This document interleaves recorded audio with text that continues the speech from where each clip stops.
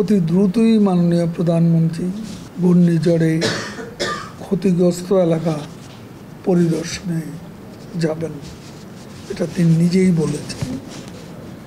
সরকারি বিভিন্ন সংস্থার পাশাপাশি উপকূলবর্তী এলাকায় সংসদ সদস্য, জনগণ, জনপ্রতিনিধিগণ, বাংলাদেশ আওয়ামী লীগের নেতাকর্মীদের জনগণের পাশে থাকার জন্য নির্দেশনা প্রদান করা হবে। আমরা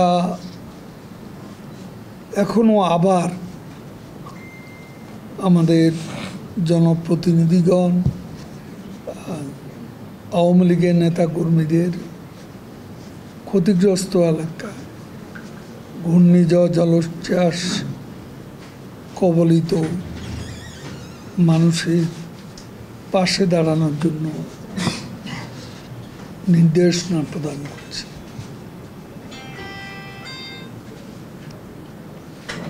এর মধ্যে সরকারিভাবে শুকনো খাবার, পানীয় জলের ব্যবস্থা করা হয়েছে।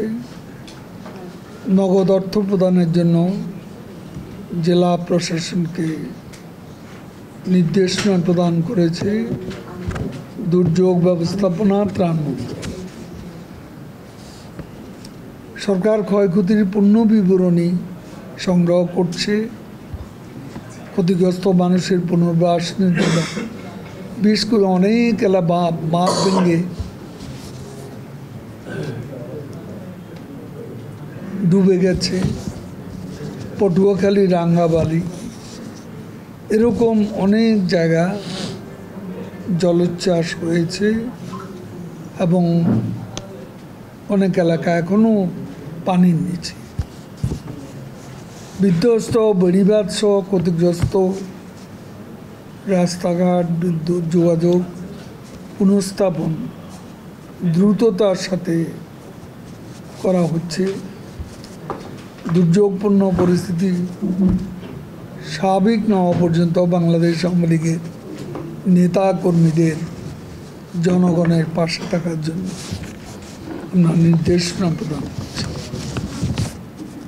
প্রধানমন্ত্রী দেশরত্ন শেখ হাসিনা সারা রাত জেগে দুর্যোগ মোকাবিলার সকল প্রস্তুতি তিনি মনিটর করেছেন,